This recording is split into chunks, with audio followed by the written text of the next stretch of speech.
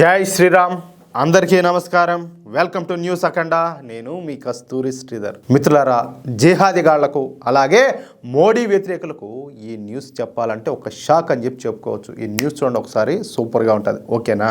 మహమ్మద్ ప్రవక్త ఈయన 570 CE అంటే సామాన్య శకంలో జన్మించాడు అనమాట. ఈయన సౌదీ అరేబియాలోని మక్కాలో జన్మించాడు. ఇక ఈ మహమ్మద్ ప్రవక్తను సాక్షాత్తు అల్లా యొక్క ప్రవక్త అంటే మెసెంజర్గా చెప్తా ఉంటారన్నమాట.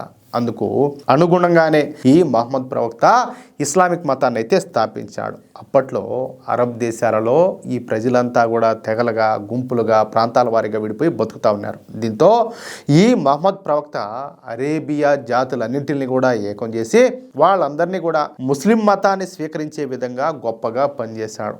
దాంట్లో అయితే ఖచ్చితంగా ప్రతి ఒక్కరు కూడా ఒప్పుకోవాల్సింది. ఎందుకంటే ఒక్కొక్కరి మనస్తత్వం ఒక్కొక్క విధంగా ఉంటుంది. అందరినీ ఒక చోటకు తెచ్చి అందరినీ ఒక మతాన్ని స్వీకరించే విధంగా చేయాలంటే ఏం మామూలు మాటలు కాదు కదా. అది ఎవరైనా ఎలాంటి వాళ్ళైనా సరే. అంతేకాకుండా ముస్లిం మత వ్యాప్తికి పెద్ద ఎత్తున ఈ మహమ్మద్ ప్రవక్త కృషి చేశారు. దీంతో అప్పటి నుంచి ఈ ముస్లిం మతం అనేది వేగంగా ప్రపంచవ్యాప్తంగా విస్తరించింది. సరే, అది ఏ రకంగాను ఏ మార్గాల్లో విస్తరించింది అనేది వేరే విషయం. విస్తరించడం అయితే విస్తరించింది. ఇప్పుడు ఈ ముస్లిం మతాన్ని స్వీకరించిన వాళ్ళ సంఖ్య ప్రపంచంలో దాదాపుగా 180 కోట్ల వరకు ఉండాలి. ముస్లింలు ప్రపంచంలోని అన్ని దేశాల్లో కూడా ఉన్నారు, ఒక్క వాటికన్ సిటీలో తప్ప. ఈ వాటికన్ సిటీలో ఒక్క ముస్లిం కూడా లేడు.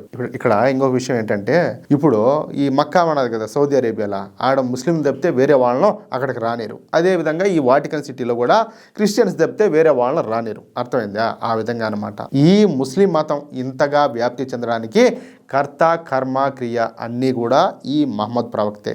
ఇక అలాంటి మహమ్మద్ ప్రవక్త 632 CE అంటే సామాన్య శకంలో సౌదీ అరేబియాలోని మదీనాలో మరణించినారు. ఈ మహమ్మద్ ప్రవక్తకు వారసులు ఇప్పటికి కూడా ఉన్నారు. ఆ విధంగా మహమ్మద్ ప్రవక్త వారసుల్లో ఈ కాలానికి చెందినటువంటి అతి ముఖ్యమైన వ్యక్తి Al Hussein bin Abdullah II. ఇతను ప్రస్తుతం జోర్డాన్ దేశానికి యువరాజుగా పనిచేస్తూ ఉన్నాడు. అంటే ఈ Al Hussein bin Abdullah II నేరుగా మహమ్మద్ ప్రవక్తకు 42వ తరం వారసుడు అనమాట. అర్థమవుతుందా? అయితే ఈ ఆల్ హుస్సేన్ బిన్ అబ్దుల్లా IIకు మతపిచ్చి అనేది లేదు.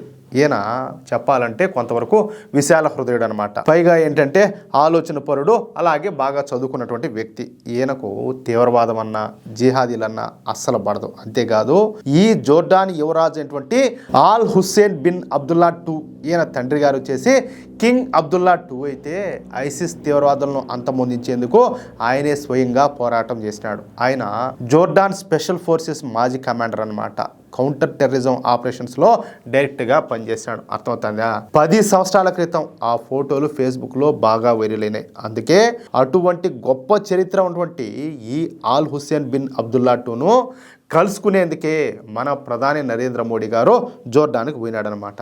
ఈ సందర్భంగా జోర్డాన్ యువరాజు Al Hussein bin Abdullah II ప్రత్యేక గౌరవ సూచకంగా విమానాశ్రయానికి వచ్చి ప్రధాని మోడీ గారికి స్వయంగా స్వాగతం పలికినారు. జోర్డాన్లో ఉన్నటువంటి పద్ధతులను పక్కన పెట్టి ఈ జోర్డాన్ యువరాజు అయినటువంటి Al Hussein bin Abdullah II స్వయంగా విమానాశ్రయానికి వచ్చి మన మోడీ గారికి ఘన స్వాగతం పలికినారు. అంతేకాకుండా మన ప్రధాని మోడీ గారిని స్వయంగా ఆహ్వానించడమే కాకుండా ఈ జోర్డాన్ యువరాజు తన సొంత కారులో ఆయనే డ్రైవింగ్ చేస్తా మన ప్రధాని మోడీ గారిని పక్కన కూర్చోబెట్టుకొని జోర్డాన్ మ్యూజియంకి అయితే తీసుకొమ్మినాడు. అర్థమవుతుందా? నిజానికి ఈ జోర్డాన్ యువరాజు వద్ద చాలా మంది కార్ డ్రైవర్లు అయితే ఉంటారు. అంతేనా కాదా? ఇప్పుడు వీళ్ళకు మీకు తెలిసే ఉంటుంది, ఈ అరబిక్ దేశాల్లో ఈ కల్చర్ అంతా కూడా నెక్స్ట్ లెవెల్లో ఉంటుంది. ఇది రాచరికం ఇదంతా కూడా. అలాంటిది వాళ్ళ దగ్గర ఎన్ని కార్లు ఉంటాయి, విలాసవంతమైనటువంటి కార్లు, ఎంతమంది డ్రైవర్లు ఉంటారు, ఏం కథ. కావాలంటే వాళ్ళు ఏదైనా ఏర్పాటు చేయొచ్చు. అలా కాకుండా స్వయంగా ఆయనే వచ్చి మన మోడీ గారిని పక్కన కూర్చోబెట్టుకొని ఆయనే డ్రైవ్ చేస్తా తీసుకెళ్లాడు అనమాట. ఈ పర్యటనలో భాగంగా మన ప్రధాని మోడీ గారు జోర్డాన్ రాజు అయినటువంటి అబ్దుల్లా IIతో సమావేశమయ్యి ద్వైపాక్షిక సంబంధాలపైన చర్చించారు.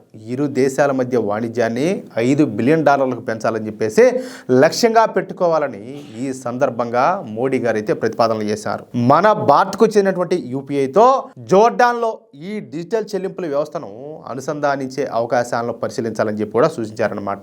ఈ పర్యటనలో భాగంగా ఇరు దేశాల మధ్యన పునరుత్పాదక ఇంధనం, అలాగే సాంస్కృతిక రంగం, నీటి నిర్వహణ వంటి పలు కీలక అంశాలపైన అవగాహన ఒప్పందాలు కూడా కుదిరినాయి. మొత్తం మీద అయితే మన ప్రధాని నరేంద్ర మోడీ గారి జోర్డాన్ పర్యటన సూపర్ సక్సెస్ అయింది. అంతేకాకుండా స్వయంగా మహమ్మద్ ప్రవక్త వారసుడే వచ్చి మన ప్రధాని మోడీ గారిని కారులు ఎక్కించుకొని స్వయంగా ఆయనే డ్రైవ్ చేస్తూ తీసుకెళ్లడం చెప్పాలంటే నభూతో నభవిష్యత్తు అని చెప్పుకోవచ్చు అనమాట. ఈ దెబ్బతో మన దేశంలోను, పాకిస్తాన్లోను, బంగ్లాదేశ్లో వీళ్ళంతా కూడా ఉన్నారు కదా, ఏది ఉగ్రజాతి తీవ్రవాద ముండాకొడుకులంతా కూడా జిహాదీ ముండాకొడుకుల, వాళ్ళకందరికి కూడా ఏమి మామూలు షాక్ అది చెప్పాలంటే ఏడ్చి చేస్తూ ఉంటారు. మన ప్రధాని మోడీ గారికి ఇంత గౌరవం ఇవ్వడంతో ఇప్పుడు ఈ గుంపంతా కూడా తీవ్రమైనటువంటి ఆవేదనలో పడిపోయినారనమాట. అర్థమైందా అది విషయం? ఎందుకంటే భారతీయ జనతా పార్టీ అన్నా, నరేంద్ర మోడీ అన్నా కూడా ఈడ ఏమిలే అటోళ్ళు ఉన్నారు, ఆ పేరింటేనే ఓయమ్మ ఏదో అన్నట్టుగా.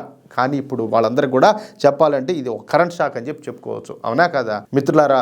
ఈ న్యూస్ కనుక మీకు నచ్చినట్లయితే ఖచ్చితంగా ఈ న్యూస్ నలుగురికి షేర్ చేయండి.